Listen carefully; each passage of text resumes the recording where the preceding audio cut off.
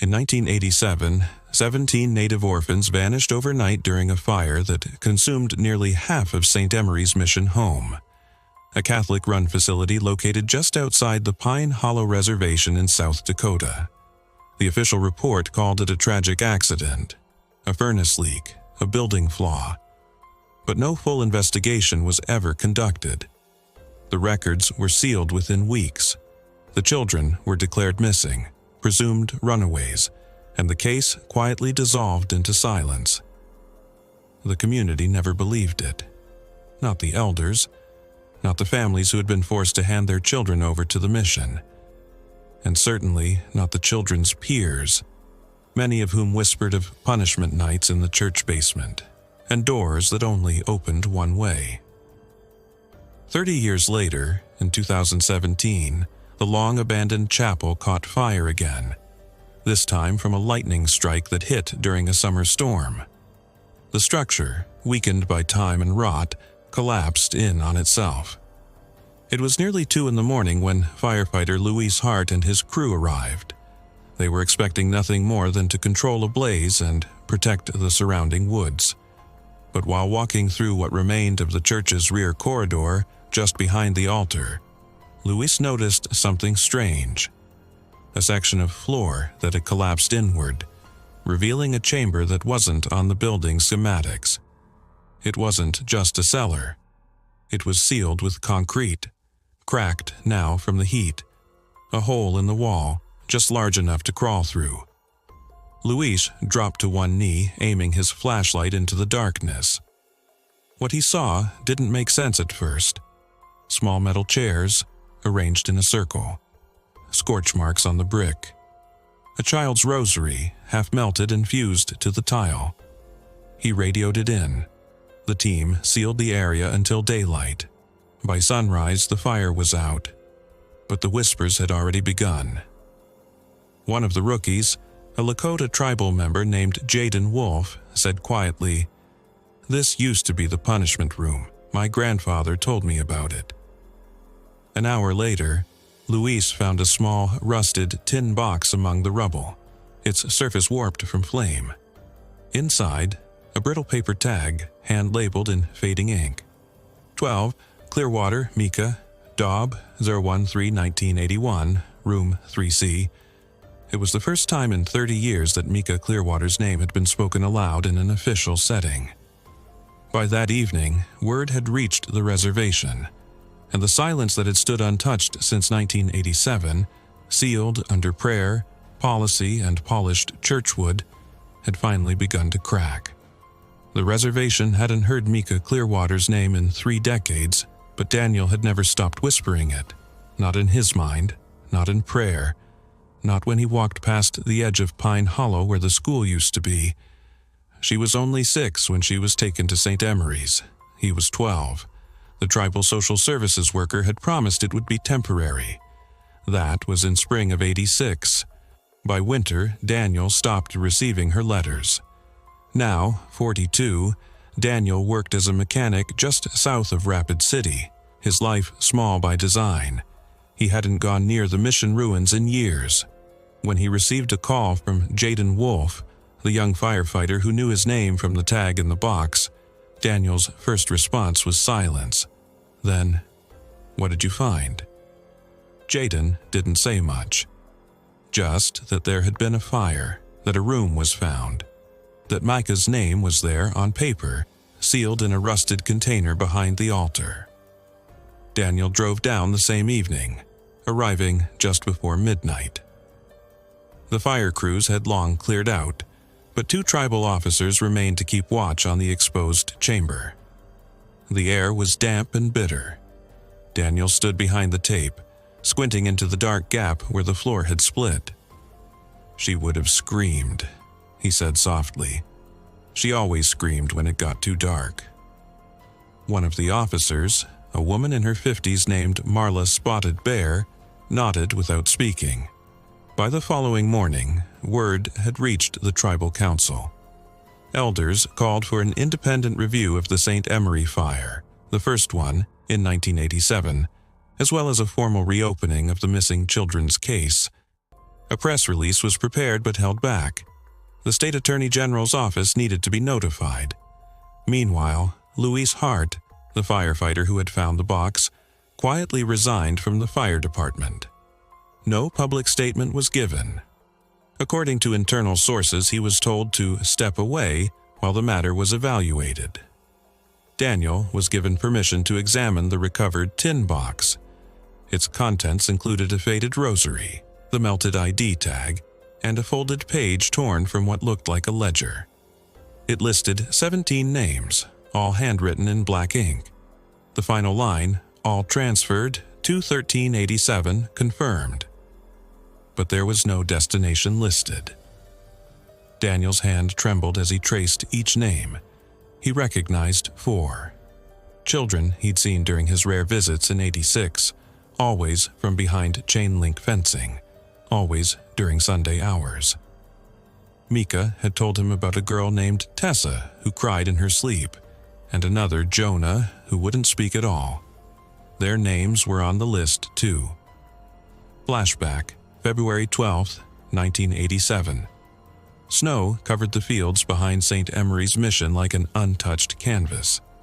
The children were kept inside that day, told that the pipes had frozen and they couldn't use the bathrooms. 2 nuns, Sister Helen and Sister Marie, led the daily routines with robotic efficiency. Meals were quiet. No second helpings. Talking after lights out was forbidden. Mika wrote one final entry in her paper and crayon journal, a folded square she kept under her pillow. It read, "Danny came last week. They let me wave. I didn't get to talk. Tessa says we go down when we're bad. I think I'm going down tomorrow. I heard the bell ring after I said no." At 4:17 p.m., a maintenance worker named Ed Vickers signed into the basement service log. His note read only, "Requested check on incinerator. No issue found. Left 4:42. At 6:30 p.m., the orphanage administrator, Father Julian Calder, held evening prayer with the parish board. Witnesses said he was in good spirits. By midnight, the fire had engulfed the east wing, including the records room, children's quarters, and rear stairwell. 17 children were missing by sunrise. 2017. Daniel spent the next 2 days combing through what was left of the building's ruins. He wasn't a cop. He wasn't trained in forensics. But he knew the feeling of something being wrong and staying buried too long. While walking the collapsed side corridor, he noticed something Luis had missed: a series of scorched beams still clinging to the edge of the caved floor. One beam had deep marks, like clawing, not random, intentional, initials. TC. He took a photo and sent it to Marla Spotted Bear. She responded in less than 5 minutes. "Tessa Clearwater, your sister called her that in the journals." Daniel hadn't realized he'd been holding his breath until then. The church claimed there were no records from 1987, and that the blaze had destroyed all documentation. But an anonymous source, later identified as a retired secretary named Lorna Grigsby, contacted tribal authorities with a confession. She had made copies of the transfer lists. She had kept one. Her copy showed 17 names with the same note. "Scheduled for realignment. Requires final discipline." Discipline, not transfer, not run away. Daniel stared at the faded printout for over an hour. The copy wasn't enough. He needed to see the basement, the rest of it, and he knew there was more beneath the stone. Daniel didn't sleep the night he received the copy of the final discipline list. He sat at the edge of his motel bed, staring at the line of names, each typed with quiet cruelty. At the bottom, beneath the final orphan's name, was a signature, Dr. Julian Calder, St. Emery's Mission. 2 Motto 1287, the night before the fire. At dawn, Daniel drove back to the ruins. The morning fog clung low to the soil, and the stone skeleton of the chapel loomed like a relic of something meant to be forgotten. But not this time. Tribal officers had extended the perimeter, taping off the east wing completely. Yellow tags marked potential evidence sites. Marla's spotted bear met him at the tape. She held a thin folder in her hand. "We pulled the school's original blueprints," she said quietly. "This building has a floor that's not listed on the official county registry." Daniel flipped through the pages. It was subtle. A storage sublevel beneath the chapel altar. It was likely added after inspection, probably during that 1982 renovation, she said. "It's not on the permits, no construction clearance. Hidden on purpose," Daniel replied. That afternoon, a team of structural engineers joined the officers. By 3:40 p.m., they had cracked open the remaining floor tile behind the altar, revealing the entrance to a narrow stairwell. The air that spilled out was bitter and heavy. The concrete walls bore old scuff marks, and fragments of melted metal lay scattered on the landing. What waited at the bottom of the stairs was not a utility room.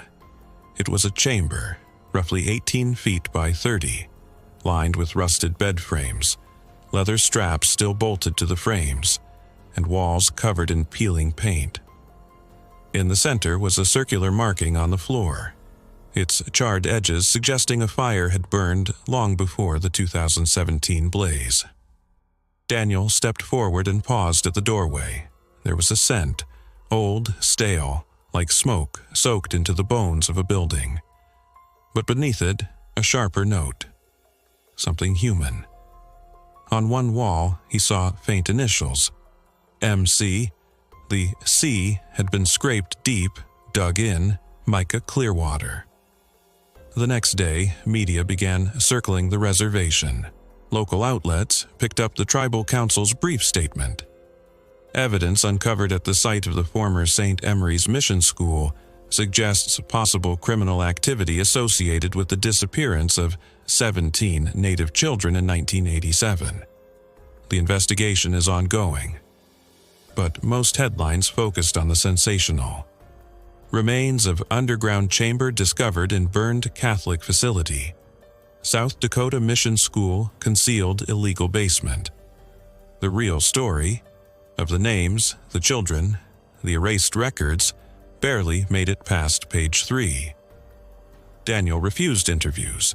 Instead, he met with a retired nurse named Angela Whitefeather, who had served at Pine Hollow Medical Center from 1985 to 1990.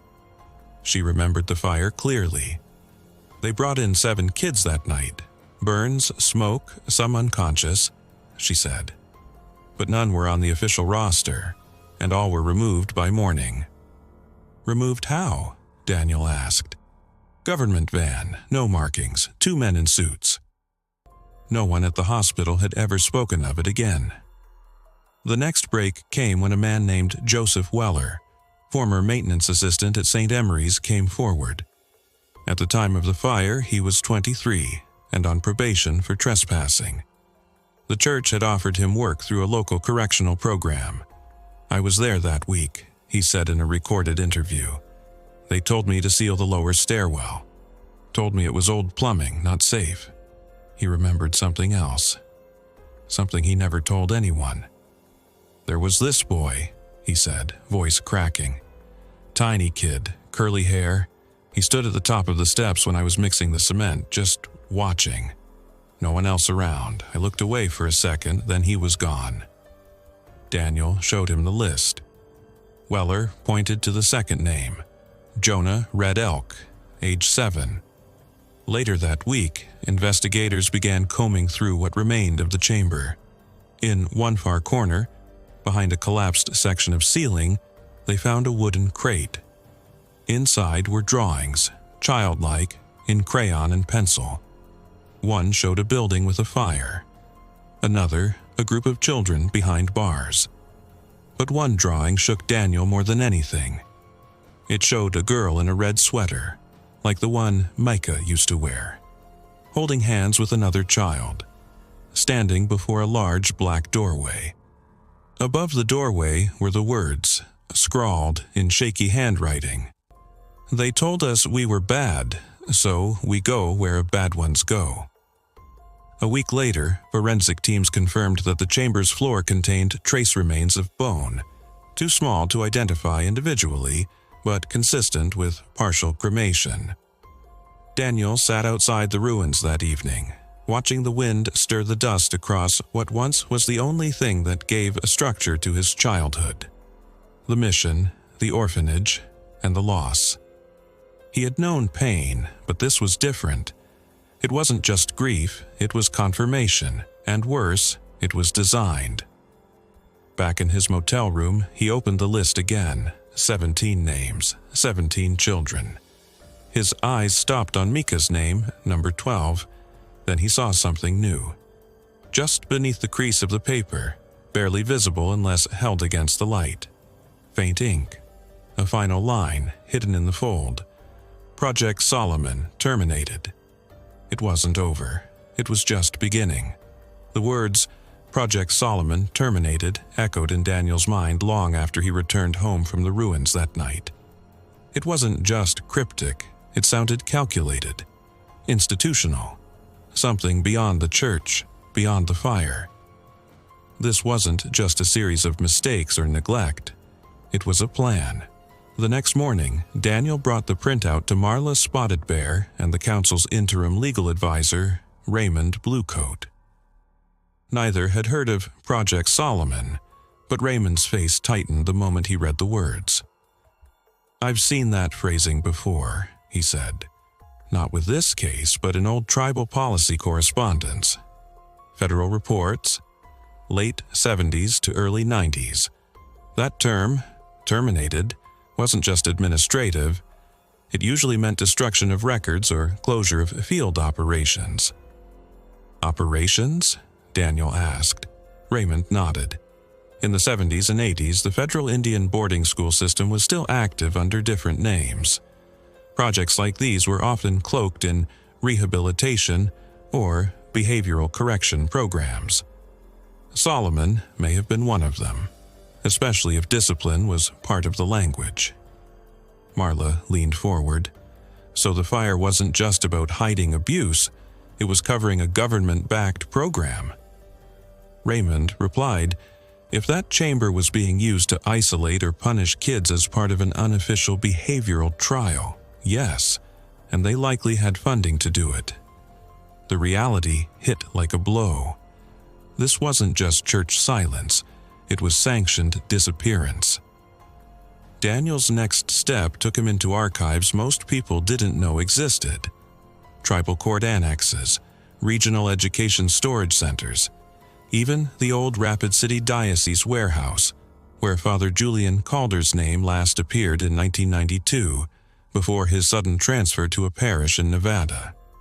There, Daniel uncovered a 1986 shipment receipt, supplies purchased for St. Emery's, billed to an anonymous funding body, Northern Development Oversight.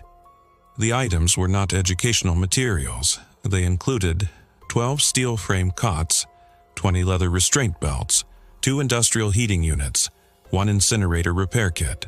The delivery date? February 1st, 1987. In the weeks that followed, the community surrounding Pine Hollow grew restless. Public pressure mounted. Protests formed outside the diocesan office in Pierre. Reporters were no longer confined to local channels.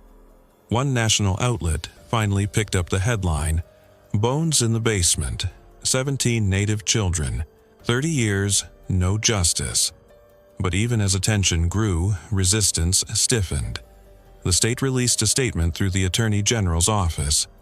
"There is, at present, insufficient physical evidence to warrant reopening a closed case from 1987. The fire at St. Emery's was ruled accidental. We await full forensic reports before proceeding with any further inquiry." It was bureaucratic dismissal, thinly veiled. But Daniel wasn't done. He received an anonymous email just days later. The subject line read, "You don't know what they buried." Inside was a single image attachment, a black and white photo of a page from a disciplinary manual, titled Moral Correction Guidelines for Orphan Assimilation, Draft 3, Project Solomon. The photo was grainy but legible.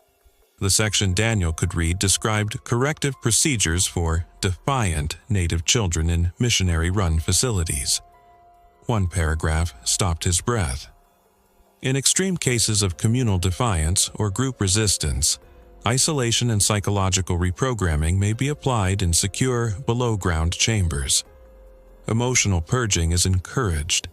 Children are not to be returned to general population until fully reformed or redirected.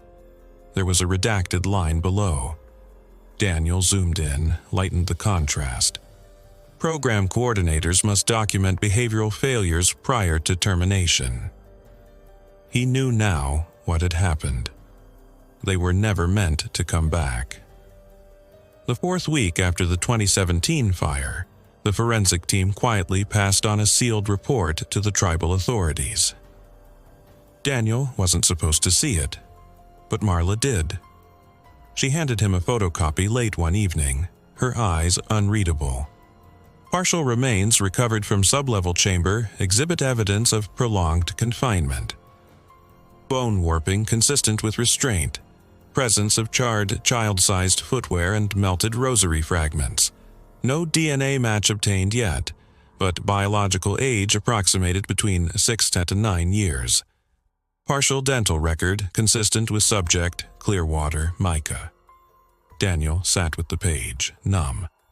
She had been there, she had died there. For 30 years her name had sat in silence. Now, it sat on the edge of proof. That same week, Father Julian Calder was tracked down at a Catholic retirement center in Fallon, Nevada. Now, 82, he suffered from late-stage dementia. He could not answer questions clearly, but when shown a picture of St. Emery's from 1987, he mumbled 2 words over and over, "Not ready." Daniel left without pressing him. He wasn't the only one to carry guilt now. Back in Pine Hollow, Daniel returned to the site alone one evening, long after the search teams had cleared out. He sat near what had been the altar, the ash and ruin like dust clinging to the past. He reached into his coat pocket and pulled out a copy of Micah's drawing, the one recovered from the crate in the chamber. The doorway, the girl in red, the phrase, "They told us we were bad, so we go where bad ones go." Daniel folded it carefully and buried it beneath a rock near the edge of the rubble. Then he whispered her name one more time. "You weren't bad, Micah, you were just taken." A wind passed through the broken walls, and for a moment the silence felt different, not healed, but heard. In the wake of the leaked forensic report and the resurfacing of Project Solomon, pressure mounted on both tribal and state institutions. Though the state remained largely immobile, insisting that evidence remained inconclusive, the tribal council voted unanimously to open a formal, independent inquiry. The council also authorized access to sealed mission records stored in a diocesan subarchive in Sioux Falls.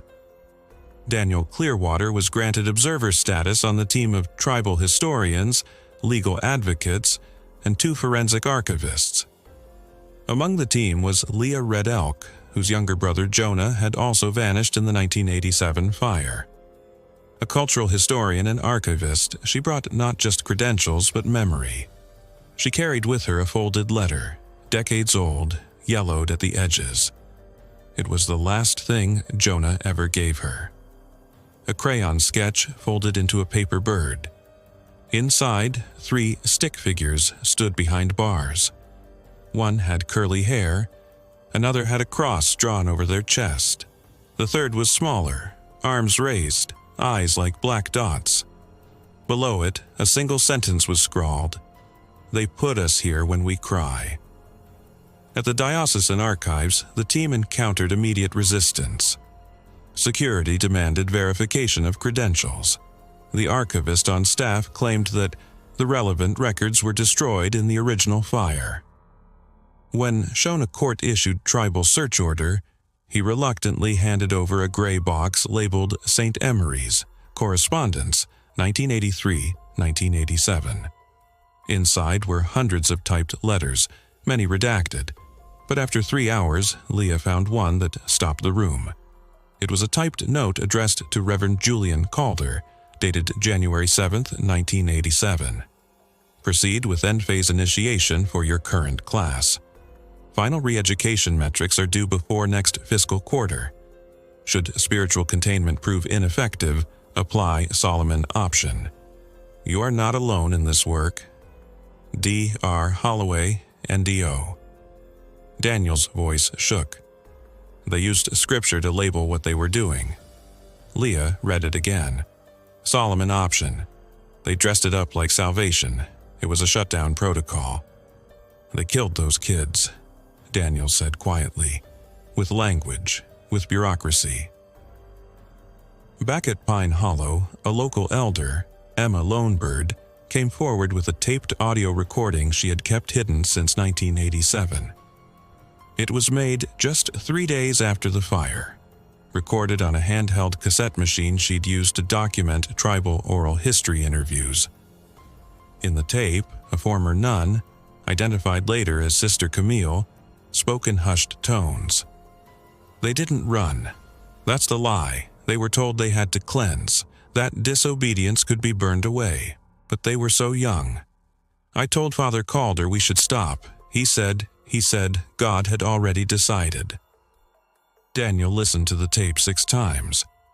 Not once did she raise her voice. Not once did she express sorrow. She had obeyed. The investigation team found blueprints showing additional undocumented spaces under the east wing, likely sealed off since the fire.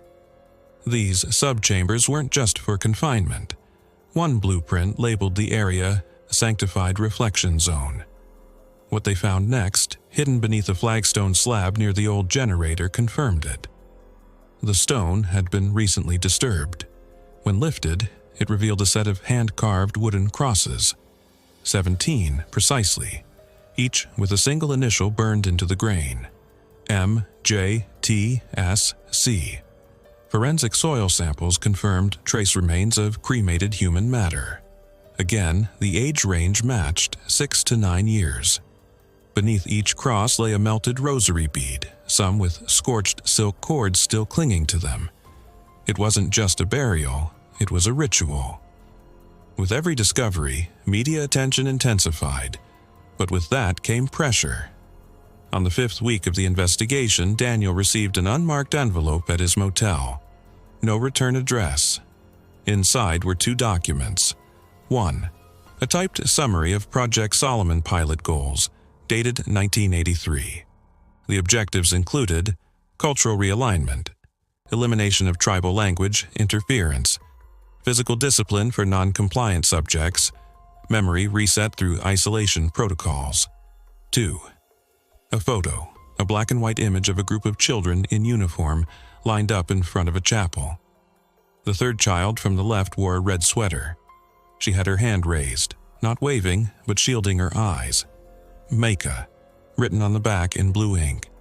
Feb 8, 1987, final photo. Daniel didn't know how someone had this, or why it had been sent to him, but he knew what it meant. Someone was watching. That night, Daniel and Leah sat together by the remains of the chapel. The moon was sharp above them, casting light across the fractured stone and scorched soil. "Do you think they knew what was happening?" Daniel asked, his voice low. "The kids," Leah replied. "They knew something was wrong, but they didn't know they'd been marked." Silence. "And the adults?" he continued. "They knew enough to be afraid, and not enough to be brave." Daniel nodded slowly. Then he pulled out Micah's last journal page, retrieved during the first excavation, now preserved in a laminated sleeve. "I heard the bell ring after I said no. Do you think she was the first?" he asked. Leah looked toward the ruins. "No, but I think she remembered the most." At the edge of the site, construction crews began preparing for a deeper excavation into the newly discovered sub-chambers. But someone had already been there. Graffiti had appeared across the broken outer wall overnight. In red paint, slanted and rushed. "They never left. You just covered them up." Daniel stood before the words. He didn't photograph them. He didn't speak. He just stared. The message wasn't wrong. The graffiti on the mission wall stayed up for 3 days before officials covered it with plywood. Not painted over, not power washed. Just sealed. Like everything else that had been left to rot beneath the surface. Daniel took a photo before it disappeared. The red spray paint looked like blood in the early morning light. "They never left. You just covered them up." He didn't post it anywhere. He didn't need to. It was already imprinted in his memory, right next to Mika's last journal entry, the drawing of the dark doorway, the blueprint with "Sanctified Reflection Zone" scribbled in the margins, and the burned rosaries buried under flagstone. But the pressure was mounting. Despite forensic evidence, historic documentation, and growing tribal witness statements, the State Investigative Bureau still refused to reopen the criminal inquiry. Their reasoning was maddening. Due to the passage of time, the loss of primary suspects, and inconclusive individual identifications, a prosecutorial path is not advised. Daniel read that line out loud 3 times to himself. Not advised. As if justice were just a suggestion. That week, Leah Red Elk took matters into her own hands.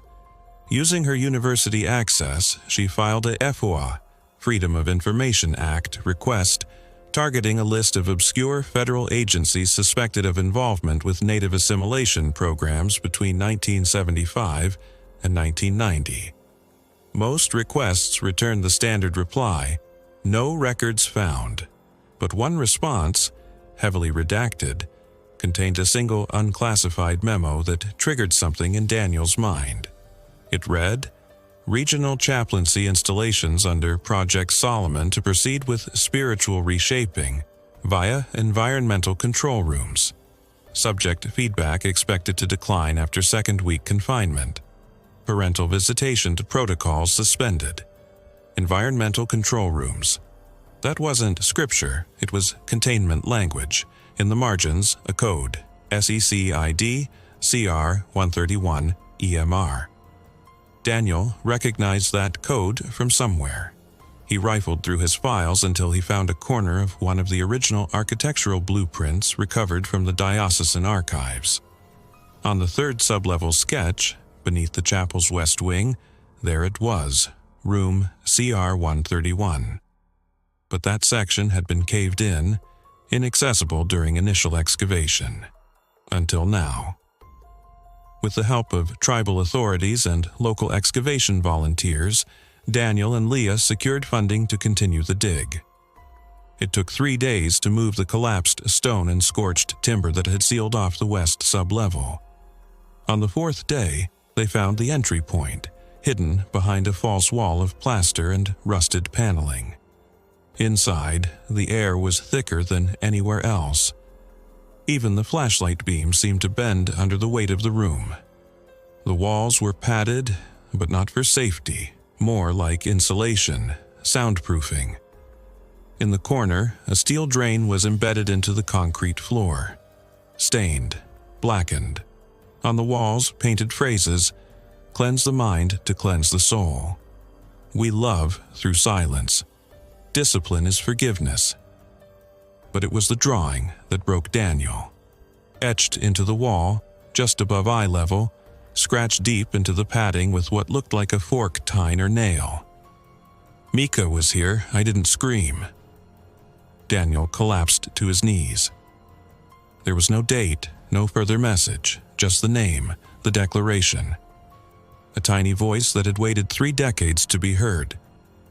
3 days later, a second breakthrough came, not in the ruins but in the files. Leah, cross-referencing diocesan correspondence with state funding reports, uncovered a hidden grant line routed through a non-profit shell corporation named Provident Reach Foundation, active between 1985 and 1989.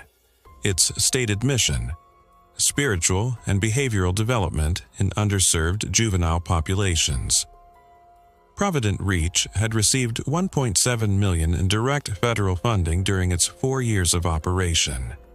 It had only one facility listed in South Dakota: St. Emery's Mission School.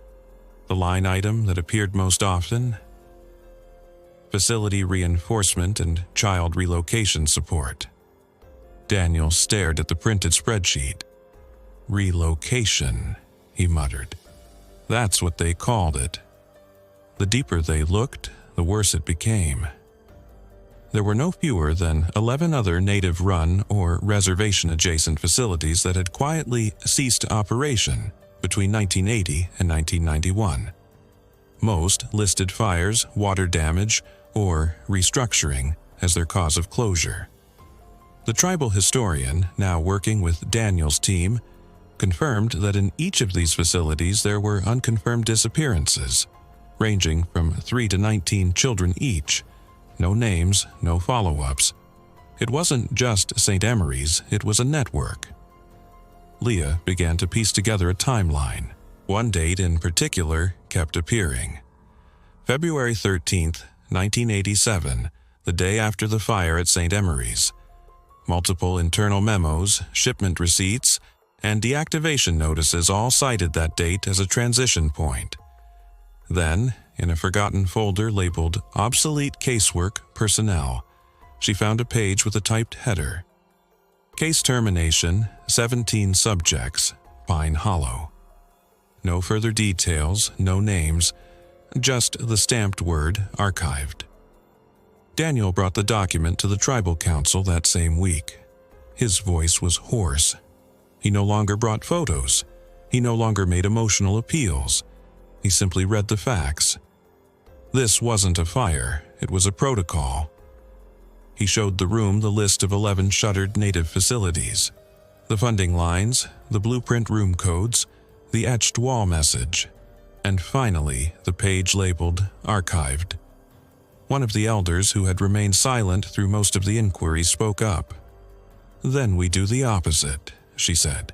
"We unarchive them, one by one." By week 8, a memorial was planned. Not for closure, because there would never truly be closure, but as a counterweight to silence. A place where the names would live. 17 steel markers were commissioned, each to bear the first name and age of a child lost in the St. Emery's fire. The site? The very ruins of the mission, rebuilt not as a church but as a record, and above it, engraved in stone, "They were never forgotten, we just weren't allowed to remember."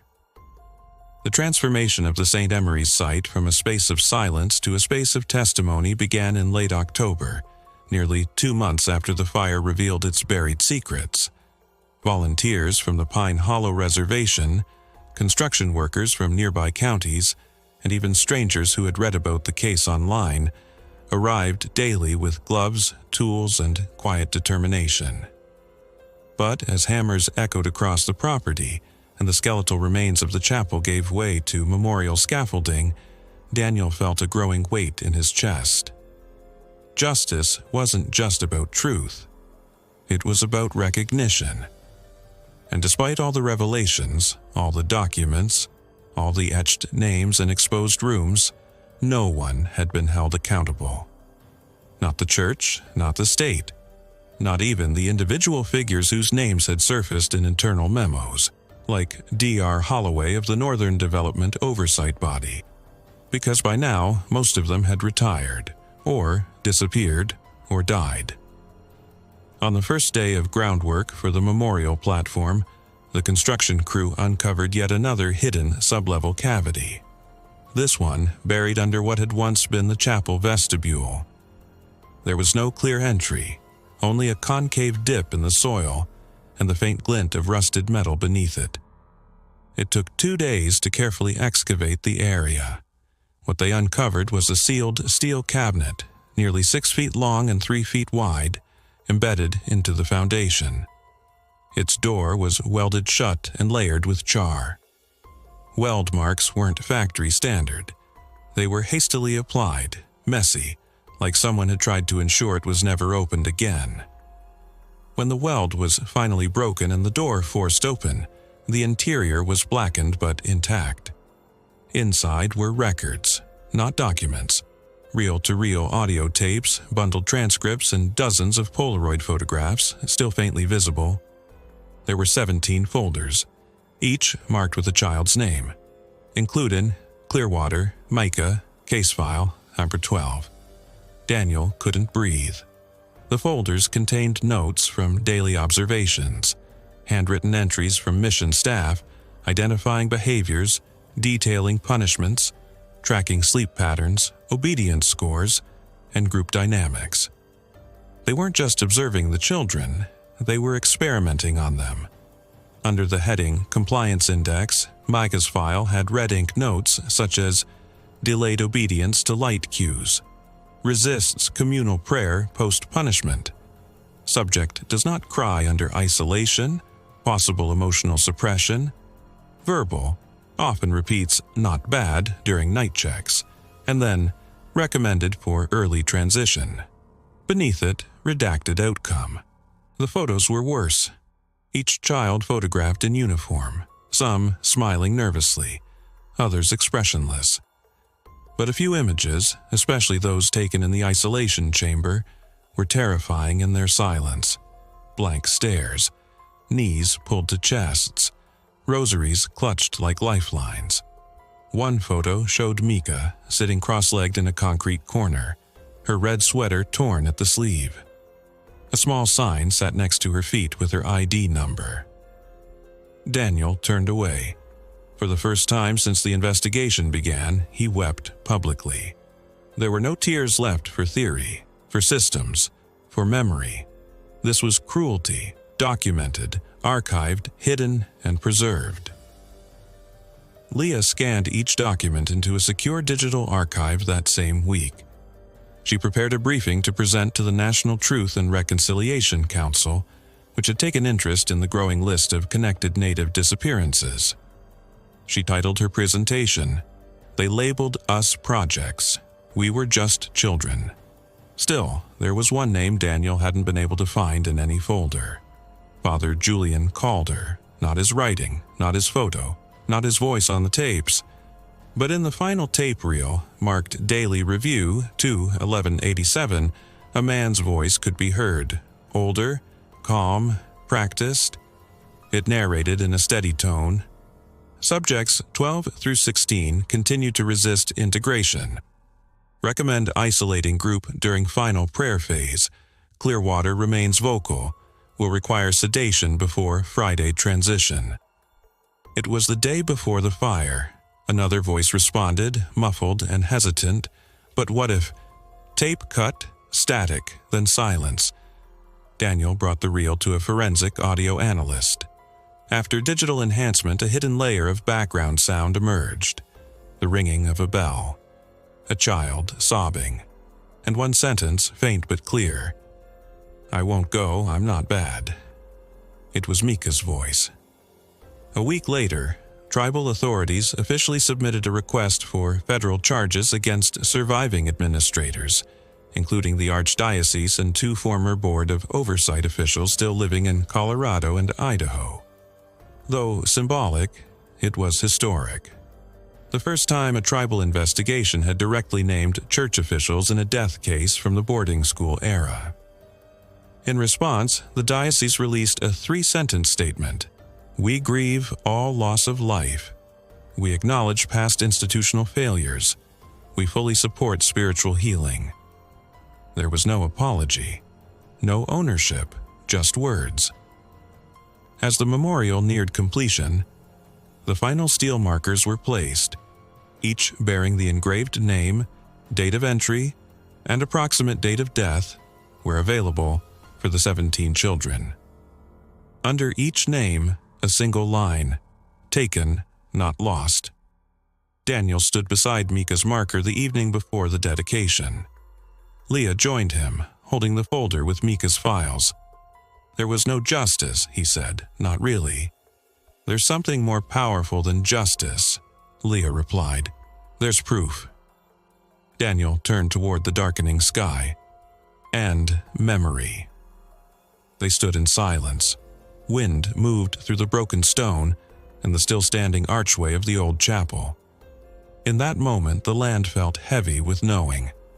The silence wasn't empty anymore. It was full. 3 days before the official dedication of the memorial, Daniel received a call from a blocked number. He nearly didn't answer. Anonymous tips had become routine since the investigation gained national attention. Most were vague. Some were cruel. A few were intentionally misleading. But this one was different. The voice on the line was low, male, and shaken. I was a field officer with Northern Development Oversight. I handled logistics for the Solomon Initiative, not the operations themselves, but movement, supplies, clerical. I've seen the files you found. Some of them, we were told, were destroyed. We were wrong. They told us it was therapeutic, that the children were being reconditioned after trauma, but it wasn't therapy, it was control. We moved them like shipments. A pause. There's one file still missing from your records. A control file. If you want it, meet me in Pierre, Sunday, parking garage, floor 4. Then the line disconnected. Daniel wrote down every word, voice still echoing in his head. The man hadn't given a name. But what struck him wasn't the fear in his voice, it was the guilt. That quiet, tremulous guilt that came only when truth finally outgrew silence. On Sunday, Daniel drove to Pierre. Leah insisted on going with him. "You're not walking into that alone," she said. "If they're watching, you need someone else who remembers the names." They arrived just past noon. The parking garage was half empty. Gray concrete, pale winter light. A man in his late 60s stepped from behind a pillar, carrying a weathered briefcase. His coat was buttoned to his throat. His eyes didn't rest in one place for long. He handed Daniel the case and looked away. "I shouldn't be doing this," he muttered. "But you need to understand, Solomon wasn't just St. Emery's, it was a phase, the final in a series. There were earlier ones, trials, programs." Leah asked, "How many?" The man didn't answer. He just walked away. Back at the reservation, Daniel and Leah opened the briefcase together. Inside was a sealed envelope labeled Case Control File, Site Code SAT-IM 1987 Sol. It contained a psychological assessment template used to classify children, a list of behavioral thresholds, obedience scores, response to isolation, religious compliance, a debrief memo from 1988 stating phase completion, all subjects accounted for, site to be liquidated. But the final page was the most disturbing. It was a chart, a timeline showing Solomon-linked operations, cross-referenced with dates and initials. The header read, Subject Finalization, Confirmed Resolutions. The final line, STEM 1987, 17 native subjects, finalized 2/13/87. Beside it, the comment, Ember Protocol enacted, records obscured per directive. Daniel stared at the paper. Ember Protocol, a poetic name for setting fire to the past. He knew now that the 1987 fire wasn't accidental, nor incidental, it was strategic, the ultimate cover, the final act of the Solomon phase. News of the recovered control file spread quickly through activist circles in Native communities across North America. Solidarity memorials began popping up at other shuttered mission school sites, from Alberta to New Mexico. Stories resurfaced. Names that had been erased were spoken aloud again. Children who never came home. Parents who died not knowing where they'd gone. Survivors who'd been told for years that the worst parts of their memory were imagination. And amid it all, the church and state offered silence. A silence that now spoke louder than any confession. On the eve of the dedication, the Pine Hollow Tribal Council held a public circle. Hundreds gathered, candles in hand. 17 children's names were read aloud, one by one, After each name, a drumbeat. One single, heavy note. When Micah's name was called, Daniel stepped forward. He held her drawing in his hand, the one of the black doorway. "I don't think she was afraid of death," he said. "I think she was afraid she'd be forgotten." A long silence followed. Then, from the crowd, a voice called out, "Not anymore." The next morning, the memorial opened. It stood on the exact footprint of the old chapel, but nothing about it resembled a church. Where once the altar had been, now stood a circle of stones, each one engraved with a name, an age, and the date of disappearance. Around them, a circular walkway lined with metal plates, each etched with phrases from recovered journal entries, letters, and oral testimonies. Phrases like, "I want to go home now." I said I was sorry. We weren't bad. She didn't cry. And at the very center, they were not lost, they were taken. As Daniel walked the circle, a light snow began to fall, soft flakes gathering on stone and memory alike. He paused in front of Micah's name. For a long moment he said nothing. Then he knelt, placed her drawing against the marker, and whispered, "You made it home." The wind shifted. Not violent, not loud, but with the gentleness of something released, like the land finally exhaling. The morning after the memorial opening, the reservation felt still in a way Daniel hadn't felt in years. Not quiet. Quiet had always been there, heavy and unspoken, but still, as if something had settled. Like the ground had finally been allowed to speak after holding its breath for 30 years. But peace, Daniel knew, wasn't the end of the story, especially not when the rest of the country was just waking up to what Pine Hollow had unearthed. Within a week of the memorial's dedication, the digital archive Leah had curated went viral. Academics began citing it.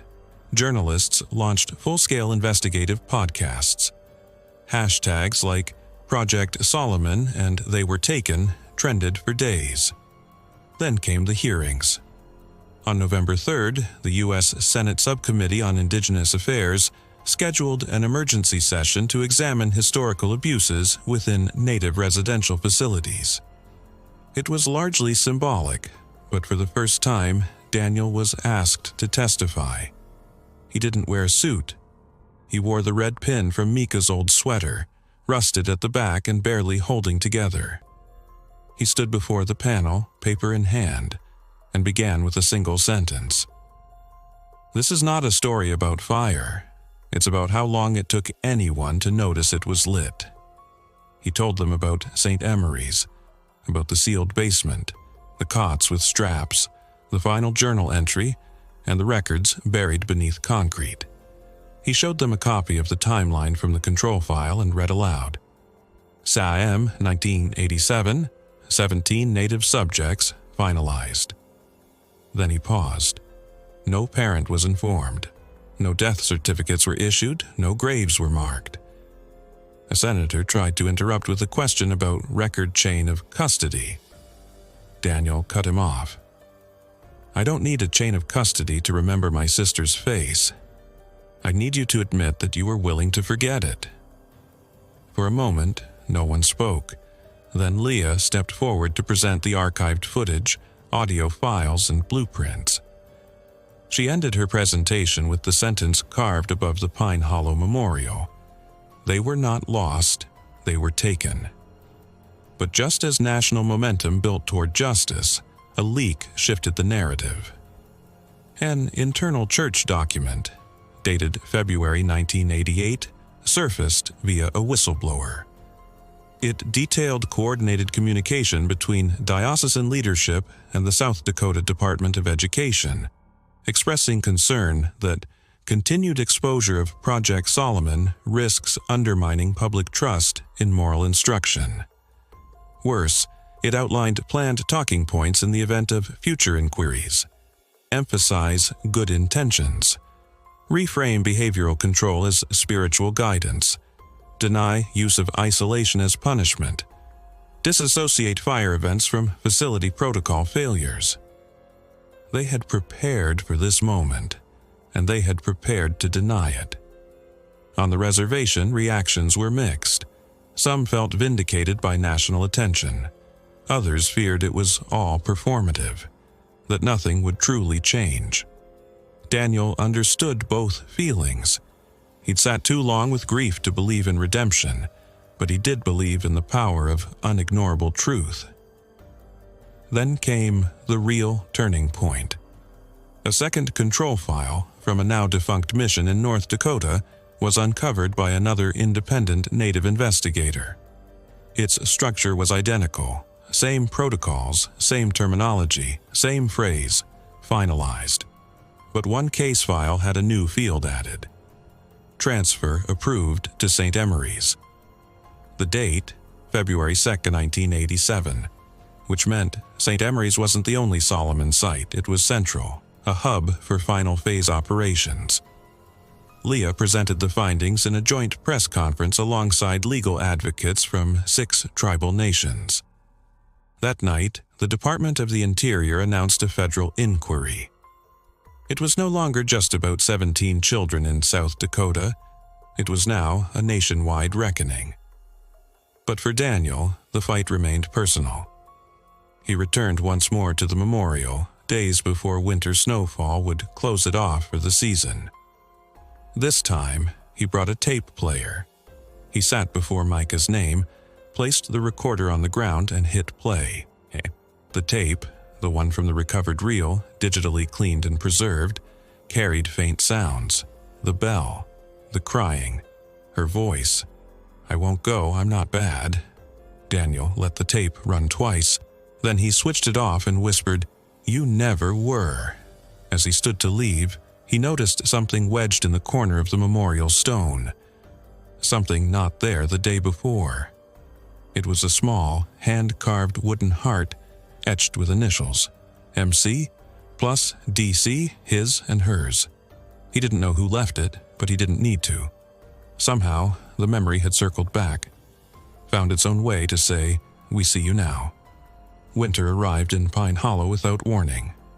Snowfall blanketed the memorial site before the first official season of visits had ended. Workers covered the engraved stones with weatherproof cloths, and the reservation issued a respectful closure until spring thaw. But the stories, now etched into the fabric of public memory, had long outgrown the site. They moved across state lines, across tribal borders, into textbooks, into classrooms, into the trembling voices of survivors who, for the first time in decades, found the courage to speak, and into silence, that rare kind of silence that follows truth, not because it has been forgotten, but because it's finally being heard. In early December, a federal Truth Commission launched a full investigation into the Solomon program. The initiative now spanned 7 known locations across 4 states. Each bore eerily similar patterns: concealed rooms, missing children, ambiguous fires, forged transfer logs, and a paper trail of experimental behavioral correction treatments cloaked in moral language. The Commission's report would take 2 years to complete, but one outcome was immediate. A formal resolution was passed in Congress. Whereas the United States failed to protect indigenous children under its care, whereas historical trauma has been compounded by intentional concealment of these crimes, whereas 17 Native children vanished under state-licensed facilities in 1987, we hereby recognize and name these disappearances for what they were: forced removals, unlawful deaths, and human rights violations. It was the first time the federal government used the phrase unlawful deaths in the context of Native residential schools. But words, especially from the state, were not enough. For the families still alive, for the graves never marked, for the children who never got to grow. Daniel knew this. That's why, even after the commission began its work, he returned to the Pine Hollow site once a week. Not to speak, not to grieve, just to sit, to bear witness. One cold morning in January, Daniel received a letter, unmarked, handwritten in careful old-fashioned cursive. He opened it slowly. It read, "I was a teacher at the mission in 1986. I wasn't allowed in the sub-levels. They told us it was storage. But I heard things. Crying, bells. Once I saw a girl outside the chapel before curfew. Red sweater. When I tried to report it, they reassigned me. I have no proof, only guilt." No name, no return address, but the letter wasn't for the authorities, it was for him. By spring, the Reservation Council approved a permanent archival center, the Clearwater Institute, named in honor of Micah and the 17 lost. Its purpose, to preserve documents, testimonies, and cultural memory surrounding forced removals and native boarding school atrocities. Leah Red Elk was appointed director. Daniel accepted a quiet role as senior researcher. "I never wanted to be part of this," he told her. "You already were," she said. "You just decided to turn around and face it." In May, a young boy, maybe 9 or 10, visited the memorial with his mother. He didn't say much, just walked among the steel markers and paused in front of Mika's. His mother knelt beside him and whispered, "She was a little girl like your sister." The boy ran his fingers across the engraving, then asked, "Did she do something bad?" Daniel, who happened to be nearby, gently replied, "No, she was kind. She liked to draw. She was taken because people were afraid of what she remembered." The boy nodded, then placed a small toy figure, painted red, at the base of her stone. Later that year, the commission issued an interim release. Among its contents were formerly sealed interviews with 2 surviving clergy members from the Solomon Network. One was a priest who had helped move files during the St. Emery cover-up. His quote stood alone on the final page. It wasn't about salvation, it was about obedience, the kind that leaves no evidence behind. Except there was evidence. Mika's journal, the chamber, the initials scratched into the wall, 17 names, and the people who remembered. On the 31st anniversary of the fire, the reservation held a candlelight vigil. Hundreds attended, including families of other vanished children from across the country.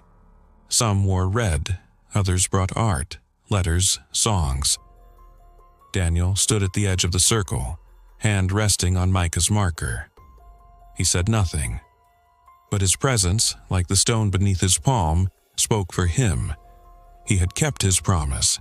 He had brought her home. And now, others would never be lost in silence again.